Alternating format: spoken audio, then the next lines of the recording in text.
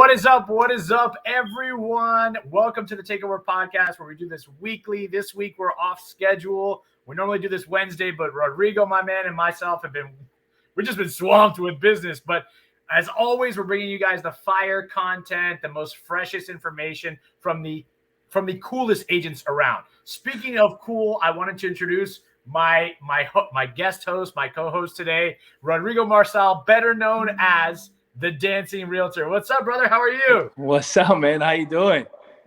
Chilling, man. I mean, obviously not as cool as you. You were just in Vegas dancing on the strip with your TikToks and with your Instagrams, man. Hey, I gotta take that everywhere I go. That's one of the things I do. I tell everybody what I do. I'm not just a realtor. I'm the dancing realtor. I tell you, man, it's so important to brand yourself, right? And brand yourself well and off the rip, and making sure that you're really putting a persona out there. So tell us a little bit about that. How did you come up with the Dancing Realtor? Where did that topic kind of come from? Hey, funny story, right? When I first started my real estate career, I was just Rodrigo Marçal, the realtor, like everybody else. I'm just the realtor. So, but I grew up dancing. My background. I was a b-boy. I did dance crews, shows. I tried out for America's Got Talent with my dance crew. So that was one of my passions, to kind of pursue the dancing career. So I always dance, no matter what. I just love dancing. So when every open house. Oh, did I lose you? Nope, you're good. We're here. Okay, well, I'm here. You there? Hello.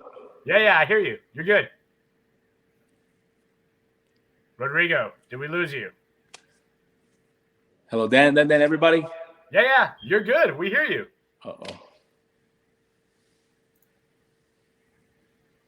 Rodrigo. Ew. We hear you. Send him a message. Everyone's hopping on right now. We can hear you.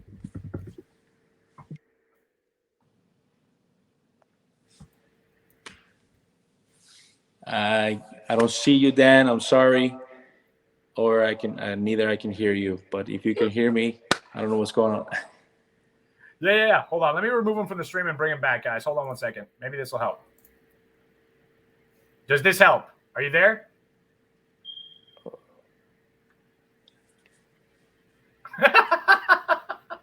Well, we are having technical difficulties, obviously. So here's the plan. Rodrigo, can you still not hear me?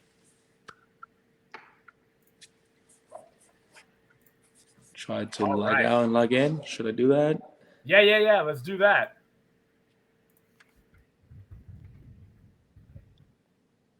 See how this works. See, this is why we always say solid connections, right? Hold on a second, guys. We're going to bring him back in 2 seconds. Well, while we're here, I do have a special extra podcast later today with Jake Kinder. He was on our Global Alliance Mastermind this past month. So while we're at it, I'm going to have some of those questions that were asked last night in the Global Mastermind about how to really lead with value. We're going to have that podcast later today. Let's see if we can get Rodrigo back on the stream. You there, brother? Yeah, I'm here. I'm sorry. I don't know what happened. We could hear you. We could see you the whole time. So really? Good. Yeah. So, all right, cool. So you were telling us your background comes from dancing. You were a beat boy. Tell us more about that.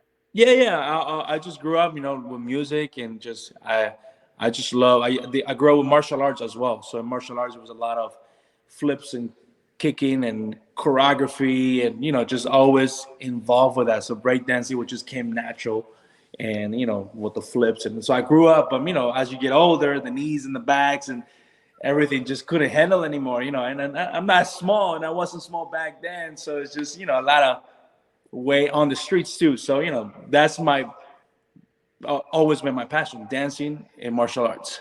Right. That's so amazing, when I switched to the real estate career, I still dance because that's just me. I play music in my open house. I do a little dance. I do a video dancing, and I'll post on my Facebook, Instagram, and people just starting to like, oh, you're the dancing realtor. I remember you from the open house or whatever, and just And I didn't think of anything of it. So the more I was dancing to videos, doing open house, everybody, every network event I was going to, everybody was just like, they didn't know my name. They just knew the dancing realtor, or you're the dance guy. And I'm like, you know what?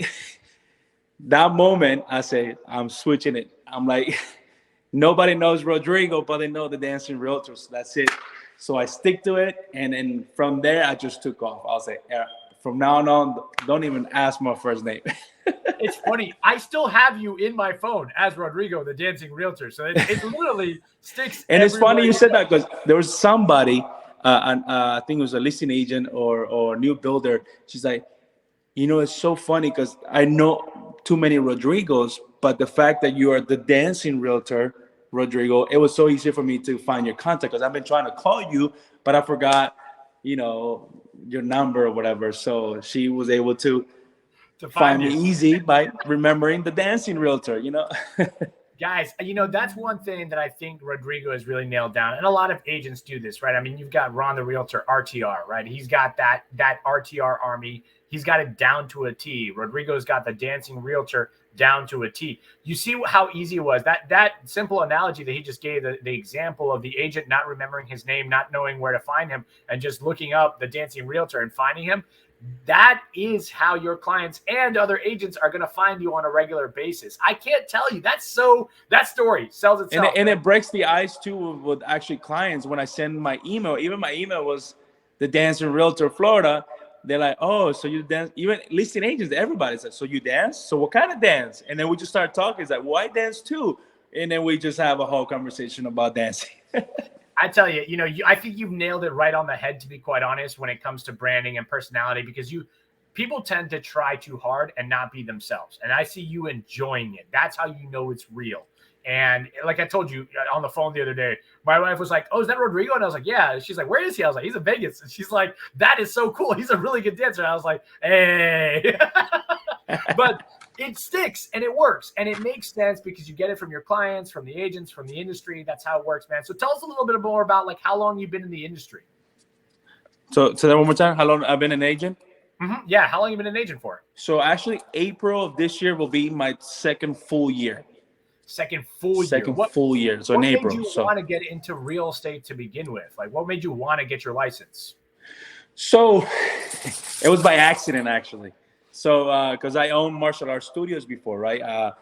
That's all I did. I'm a 5th degree black belt in Taekwondo, and then I also done kickboxing and Krav Maga as well. So that's what I did. I ran 4 of schools of my own, and so I grew too fast and I spread myself too thin, and I took all the fun out of the martial arts by being a business owner, because I didn't have a system that it was making it enjoyable. It was just like, I just do it for the business now. It took away the joy of teaching martial arts.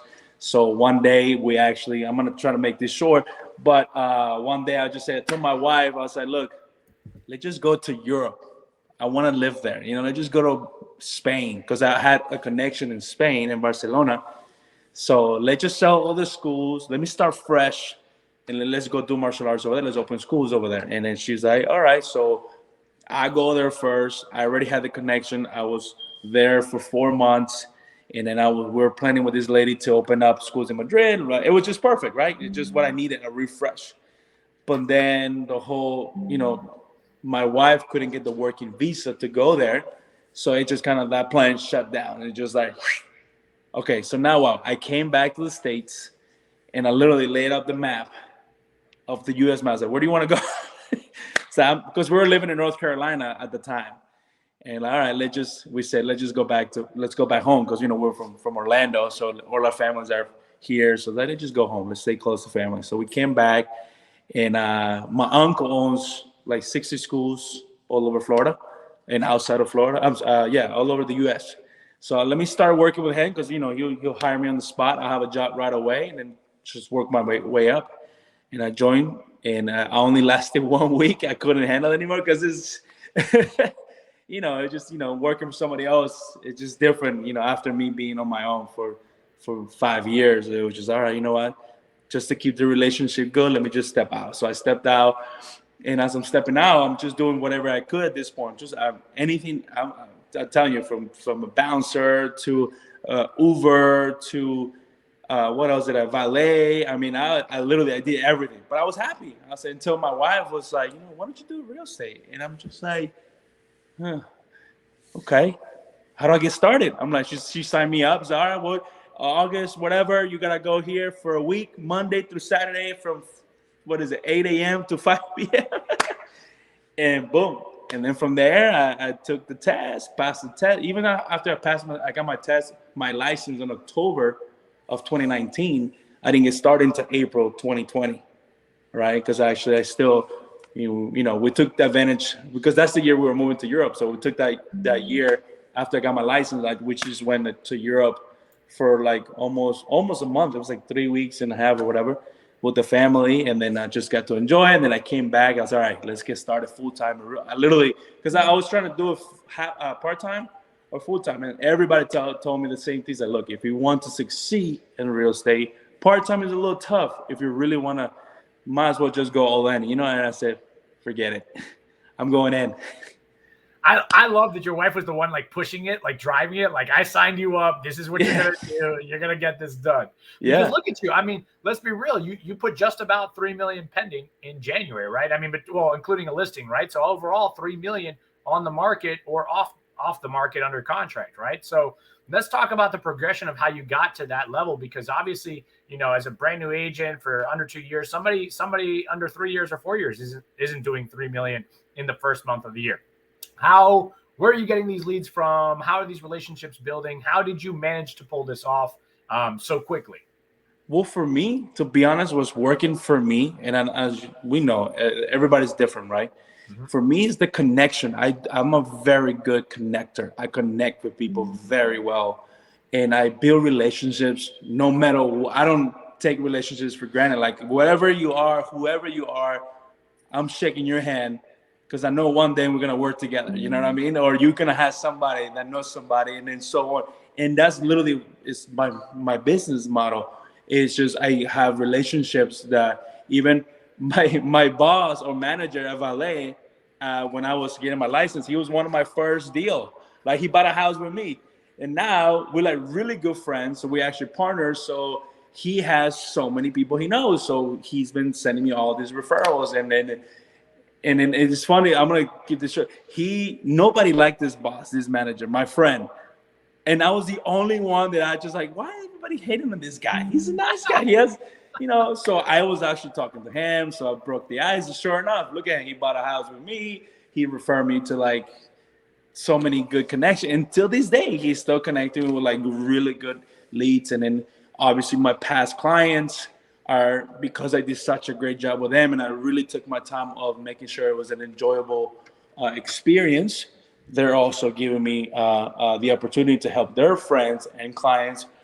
Some of them are selling now because of the whole, from 2 years ago, now their house is over 100K in equity, and they're looking to move to something smaller or bigger, or they're actually moving out of state. So that's how I was able to double my business from my first year to my second year, and now I expect to do the same thing this year. I think a lot of agents and brokers in general forget that connecting piece. I feel like the industry is on a tilt with all these coaches and all these gurus, right? On a sales pitch. And I keep telling people, man, you gotta be a human, right? You gotta be a human first. Be human more often is the phrase I've been using a lot lately. And people tend to forget that connecting and making sure the experience is enjoyable.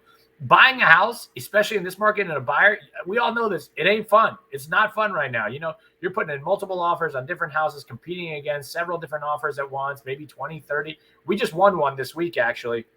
And it was fortunate because it was for Margie, right? Because she texted me. She goes, "Hey, text your friend who was the listing agent. What do we need to do to get this house locked in?" And I was just like, all right, let me go text somebody and bother somebody. But again, that's still the connection, right? I mean, Margie knew I was friends with the listing agent. So she's like, "Hey, can you text your sister?"